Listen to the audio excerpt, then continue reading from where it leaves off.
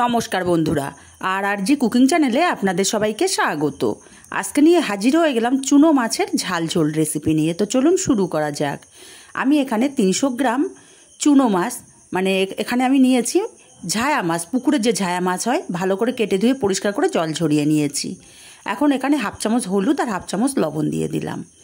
আর এই ঝায়া মাছ বা মায়া মাছ যেটাই বলেন না কেন, এই মাছগুলো খুবই নরম হয়, তাই আলতো হাতে লবণ হলুদটাকে খুব ভালো করে মাছের সাথে মাখিয়ে নিয়েছি। এবার একটা কড়াই গরম করে দিয়ে দেব 3 চামচ পরিমাণে তেল। তেলটাকে গরম করে এখানে একটু লবণ দিয়ে দেব। লবণটা দেওয়ার কারণে মাছগুলো কড়ার গায়ে আটকে যাবে না।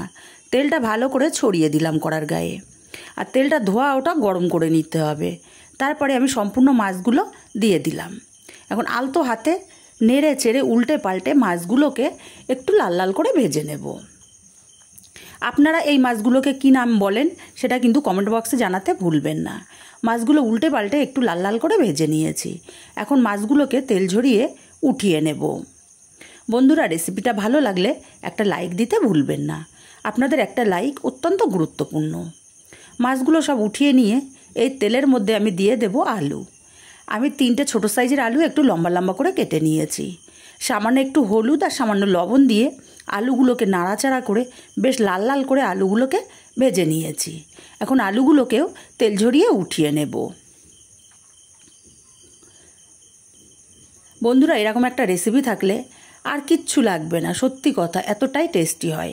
আলুগুলো উঠিয়ে নিয়ে এই তেলের মধ্যে হাফ চামচ কালো জিরে ফোড়ন দিলাম, হাফ চামচ দিলাম লঙ্কার গুঁড়ো, হাফ চামচ হলুদ গুঁড়ো। লঙ্কার গুঁড়ো আর হলুদ গুঁড়ো তেলের ওপরে দিলে কালারটা খুবই ভালো আসে। যাতে পুড়ে না যায় তাই একটু জল দিয়ে মশলাটাকে কষিয়ে নিয়ে দিয়ে দিলাম বড় সাইজের একটা পেঁয়াজ বাটা। পেঁয়াজ বাটাটাকে দিয়ে সময় নিয়ে কষিয়ে নিতে হবে। পেঁয়াজ বাটাটা খুব সুন্দর মতো কষানো হয়ে গেছে। এখন এখানে ভেজে রাখা আলুগুলো দিয়ে দিলাম স্বাদ মতো লবণ। আলুটাকে মশলার সাথে মিনিটখানিক কষিয়ে নেব। মিনিটখানিক কষিয়ে নিয়ে এখানে দিয়ে দেব একটা বড় সাইজের টমেটো। টমেটোটাকে দিয়েও আমি মিনিটখানিক আরও কষিয়ে নেব। আরও মিনিটখানিক আলু আর টমেটোটা কষিয়ে নিয়েছি। এখন দিয়ে দেব পরিমাণ মতো জল। আমি যেহেতু একটু ঝোল করব তাই জলের পরিমাণটা একটু বেশিই দিলাম। নাড়াচাড়া করে ভালো করে মিশিয়ে দিয়ে তরকারিটাকে ফুটতে দেব। আমি এখানে ঢাকা দিচ্ছি না, কারণ আলুগুলো ভাজতে ভাজতে অনেকটাই সেদ্ধ হয়ে গেছিল। তরকারিটা ফুটে ওঠার অপেক্ষায় রইলাম। তরকারিটা ফুটে গেছে, নাড়াচাড়া করে দেখে নেব আলুগুলো কেমন সেদ্ধ হলো। আলুটা পারফেক্টভাবে সেদ্ধ হয়ে গেছে। এখন এখানে দিয়ে দেব ভেজে রাখা মাছগুলো আর দিয়ে দেব 3টে চেরা কাঁচা লঙ্কা। নাড়াচাড়া করে ভালো করে মিশিয়ে দিয়ে মাছগুলোকে আমি ঝোলের সাথে আরও মিনিট 3-4 ফুটিয়ে নেব।